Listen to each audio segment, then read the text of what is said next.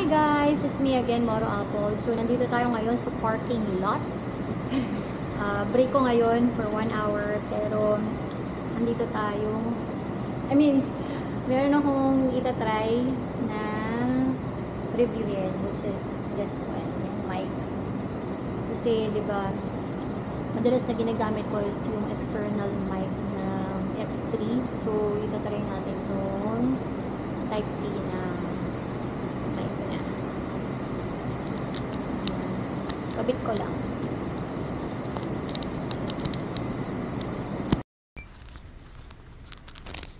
Hello guys.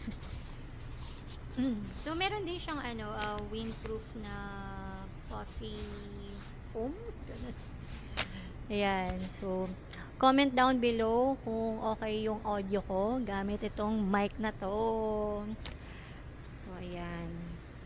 Pero syempre itatry din natin na suot yung helmet kasi 'di ba hindi siya wireless. As you can see, meron siyang wire. So, tatry natin siyang ilagay dito.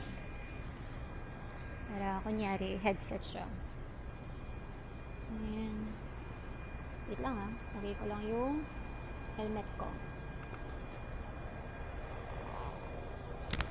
So, ayusin ko lang siya.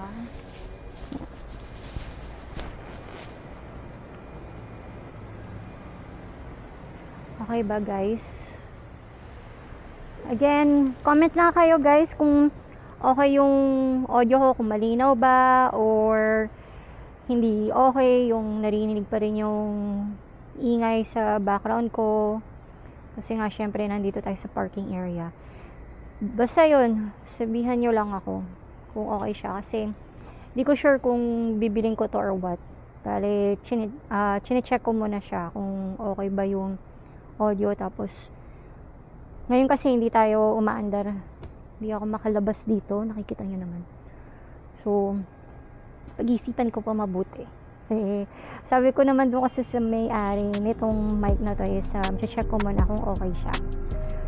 Yun lang. Thanks for watching. See you on my next video. Bye!